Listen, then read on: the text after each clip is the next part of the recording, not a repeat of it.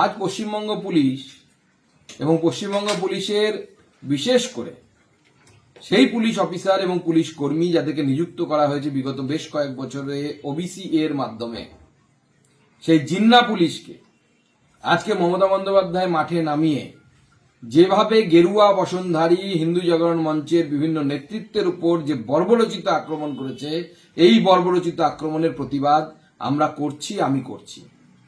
এবং আমরা পরিষ্কার বলছি, এই সমস্ত পুলিশ অফিসার যারা বেআইনি কাজ করেছেন, যেভাবে একটি শান্তিপূর্ণ মিছিলের উপর লাঠিচার্জ করেছেন, প্রত্যেককে দেখে নেওয়া হবে।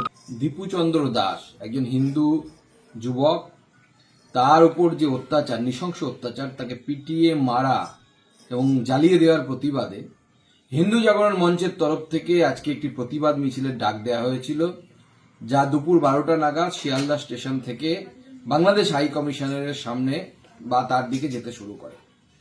আজ পশ্চিমবঙ্গ পুলিশ এবং পশ্চিমবঙ্গ পুলিশের বিশেষ করে সেই পুলিশ অফিসার এবং পুলিশ কর্মী যাদেরকে নিযুক্ত করা হয়েছে বিগত বেশ কয়েক বছরে ওবিসি এর মাধ্যমে, সেই জিন্না পুলিশকে আজকে মমতা বন্দ্যোপাধ্যায় মাঠে নামিয়ে যেভাবে গেরুয়া বসনধারী হিন্দু জাগরণ মঞ্চের বিভিন্ন নেতৃত্বের উপর যে বর্বরচিত আক্রমণ করেছে, এই বর্বরচিত আক্রমণের প্রতিবাদ আমরা করছি, আমি করছি। এবং আমরা পরিষ্কার বলছি, এই সমস্ত পুলিশ অফিসার যারা বেআইনি কাজ করেছেন, যেভাবে একটি শান্তিপূর্ণ মিছিলের উপর লাঠিচার্জ করেছেন, প্রত্যেককে দেখে নেওয়া হবে, প্রত্যেকের ব্যবস্থা হবে। তাই মমতা বন্দ্যোপাধ্যায় এই যে জিন্না পুলিশ তৈরি করেছেন বিগত 8-9 বছরে ওবিসি এর মাধ্যমে মুসলিম যুবক এবং যুবতীদের চাকরি দিয়ে পুলিশের মধ্যে, এই জিন্না পুলিশ আমার মনে হচ্ছে যে 1946 সালে গ্রেট ক্যালকাটা কিলিংস এর সময় যেভাবে সোহরাওয়ার্দীর নেতৃত্বে মুসলিম পুলিশ অফিসারদেরকে দিয়ে কলকাতার হিন্দুদেরকে নিধন করানো হয়েছিল, কলকাতার হিন্দুদেরকে মারা হয়েছিল, মমতা বন্দ্যোপাধ্যায় সেই পরিকল্পনার দিকে যাচ্ছেন, দ্বিতীয় সোহরাওয়ার্দী, দ্বিতীয় জিন্না হওয়ার চেষ্টা করছেন। এই মুহূর্তে একেবারে উত্তপ্ত আমরা দেখাচ্ছি, একটু ছবিটা দেখাতে বলবো। ব্যারিকেড ভেঙে হু করে আসছে, প্রথম ব্যারিকেড তারা ভেঙেছে এবং এই মুহূর্তে দেখাচ্ছি যে স্রোতের মতো কর্মী সমর্থকরা তারা প্রথম ব্যারিকেড তারা ভেঙে ফেলেছে এবং ভেঙে এই মুহূর্তে দ্বিতীয় যে ব্যারিকেড, সেই দ্বিতীয় ব্যারিকেডের সামনে আমরা দেখছি দফায় দফায় গন্ডগোল চলছে। এই মুহূর্তে গন্ডগোল চলছে, পুলিশ কর্মীরা তারা পরিস্থিতি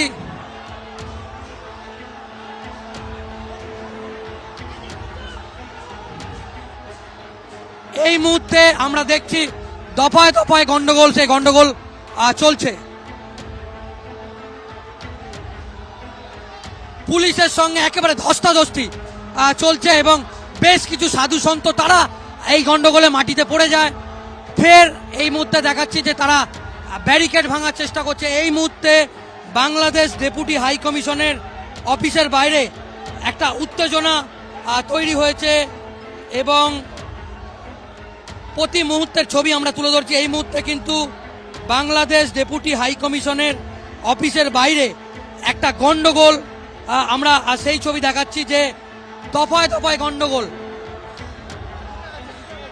এবং ব্যারিকেড ভেঙে তারা ব্যারিকেড ভেঙে দেখাচ্ছি আমরা সেই ছবিটা যে ব্যারিকেড ভেঙে দেখাচ্ছি সেই ছবি যে কি পরিস্থিতি পুলিশ কর্মীদের। বারবার ছবিটা দেখাতে বলবো যেভাবে ব্যারিকেড ভাঙা হচ্ছে, দেখাচ্ছি সেই ছবি।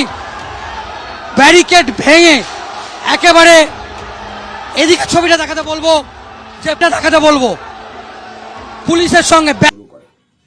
আজ পশ্চিমবঙ্গ পুলিশ এবং পশ্চিমবঙ্গ পুলিশের বিশেষ করে সেই পুলিশ অফিসার এবং পুলিশ কর্মী যাদেরকে নিযুক্ত করা হয়েছে বিগত বেশ কয়েক বছরে ওবিসি এর মাধ্যমে, সেই জিন্না পুলিশকে আজকে মমতা বন্দ্যোপাধ্যায় মাঠে নামিয়ে যেভাবে গেরুয়া বসনধারী হিন্দু জাগরণ মঞ্চের বিভিন্ন নেতৃত্বের উপর যে বর্বরচিত আক্রমণ করেছে, এই বর্বরচিত আক্রমণের প্রতিবাদ আমরা করছি, আমি করছি।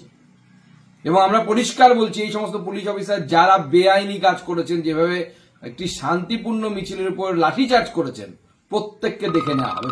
দীপুচন্দ্র দাস একজন হিন্দু যুবক, তার উপর যে অত্যাচার, নৃশংস অত্যাচার, তাকে পিটিয়ে মারা এবং জ্বালিয়ে দেওয়ার প্রতিবাদে হিন্দু জাগরণ মঞ্চের তরফ থেকে আজকে একটি প্রতিবাদ মিছিলের ডাক দেওয়া হয়েছিল, যা দুপুর 12টা নাগাদ শিয়ালদা স্টেশন থেকে বাংলাদেশ হাই কমিশনারের সামনে বা তার দিকে যেতে শুরু করে।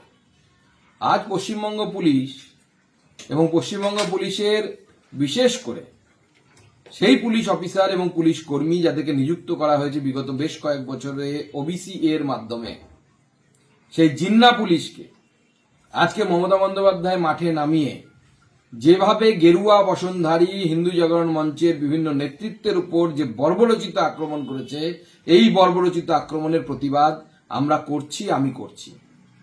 এবং আমরা পরিষ্কার বলছি এই সমস্ত পুলিশ অফিসার যারা বেআইনি কাজ করেছেন, যেভাবে একটি শান্তিপূর্ণ মিছিলের উপর লাঠিচার্জ করেছেন, প্রত্যেককে দেখে নেওয়া হবে, প্রত্যেকের ব্যবস্থা হবে। তাই মমতা বন্দ্যোপাধ্যায় এই যে জিন্না পুলিশ তৈরি করেছেন বিগত 8-9 বছরে ওবিসি এর মাধ্যমে মুসলিম যুবক এবং যুবতীদের চাকরি দিয়ে পুলিশের মধ্যে, এই জিন্না পুলিশ আমার মনে হচ্ছে যে 1946 সালে গ্রেট ক্যালকাটা কিলিংস এর সময় যেভাবে সোহরাওয়ার্দীর নেতৃত্বে মুসলিম পুলিশ অফিসারদেরকে দিয়ে কলকাতার হিন্দুদেরকে নিধন করানো হয়েছিল, কলকাতার হিন্দুদেরকে মারা হয়েছিল, মমতা বন্দ্যোপাধ্যায় সেই পরিকল্পনার দিকে যাচ্ছেন, দ্বিতীয় সোহরাওয়ার্দী, দ্বিতীয় জিন্না হওয়ার চেষ্টা করছেন। এই মুহূর্তে একেবারে উত্তপ্ত আমরা দেখাচ্ছি। একটু একটু ছবিটা দেখাতে বলবো। ব্যারিকেড ভেঙে হু করে আসছে, প্রথম ব্যারিকেড তারা ভেঙেছে এবং এই মুহূর্তে দেখাচ্ছি যে শতের মতো কর্মী সমর্থকরা তারা প্রথম ব্যারিকেড তারা ভেঙে ফেলেছে এবং ভেঙে এই মুহূর্তে দ্বিতীয় যে ব্যারিকেড, সেই দ্বিতীয় ব্যারিকেডের সামনে আমরা দেখছি দফায় দফায় গন্ডগোল চলছে। এই মুহূর্তে গন্ডগোল চলছে, পুলিশ কর্মীরা তারা পরিস্থিতি